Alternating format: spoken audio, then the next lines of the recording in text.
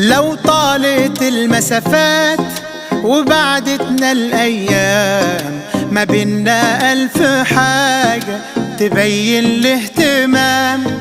من قال إن التلاقي له أو سلام بالإيد، في قلوب بتحس بينا لو حتى من بعيد.